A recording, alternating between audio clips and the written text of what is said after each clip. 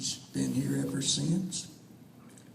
He's what keeps Dunklin going. I remember Mickey saying, if Red ever leaves, I'm leaving too. And I think, well, why would you want to do that? If Red leaves, that, you know. But come on down, Red.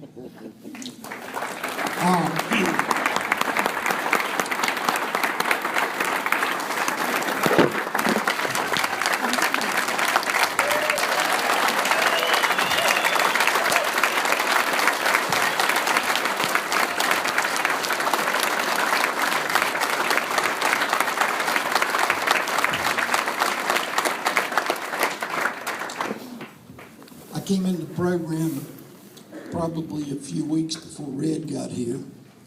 And this is the only man that I know of that Brother Mickey ever sent money to, and he used it to buy booze.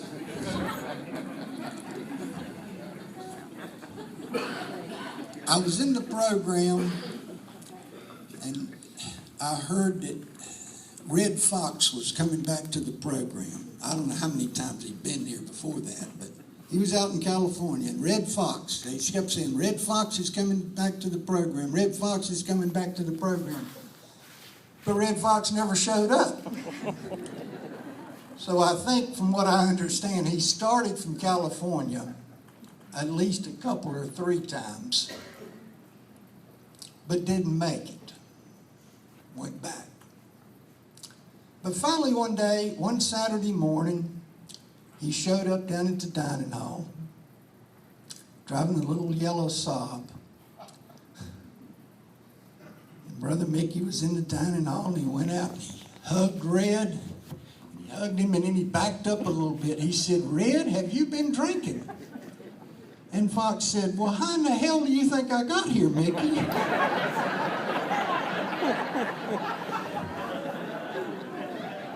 And Red had stopped in Okeechobee, if I'm correct. You know, you guys that were up here before talking about this gloom and doom road coming in here, Red was as happy as he could be coming in here. He'd stopped in Okeechobee and got him a pint, half a pint of vodka. He was drinking it coming in. Threw the bottle out down the road there. And you know, a couple of years after Red was here, every once in a while we'd see him down there in that big curve walking around looking along the side ditch for... But he came, and he's been here ever since. And I don't know where we'd be without him. I really don't.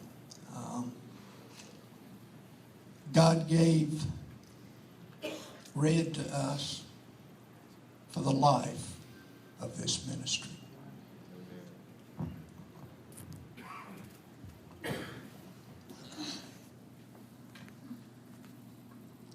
All of that story is not quite true.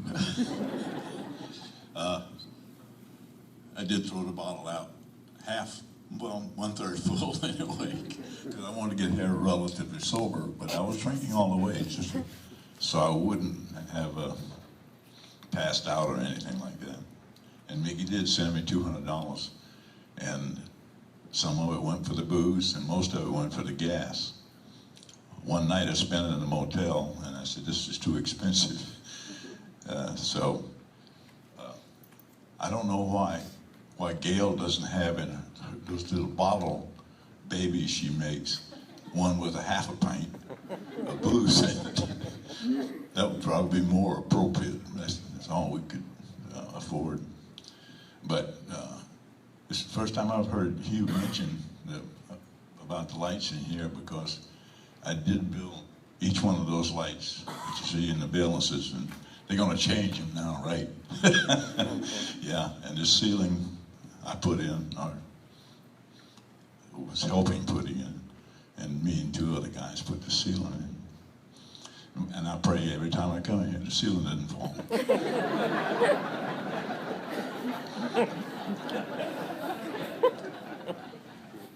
Because it's put up with the electric wire that they put up for cattle, because we couldn't bend properly the a ceiling wire that normally holds it up. And I got this job telling Mickey I could do it, and that was a lie, because I didn't know that. I was in Ocean City, Maryland one time putting refrigeration in a bar, and the guys were putting the ceiling in at the same time, and I watched them, and that was my putting the ceiling in. I also told him, lied to him again when I said I could put the ductwork in, and that was the second time I ever cut a piece of ductwork.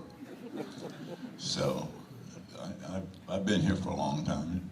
Hugh, this place was, I think, started in about '65, because some of the concrete is still left out there in the road, and it is still out there today. Actually, I'll tell you something tonight that I haven't told.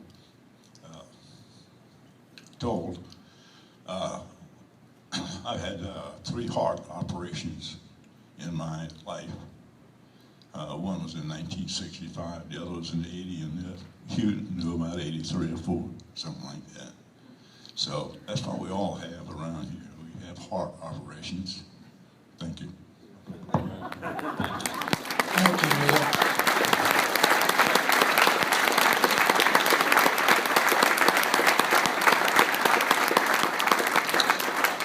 We've been blessed by him. I was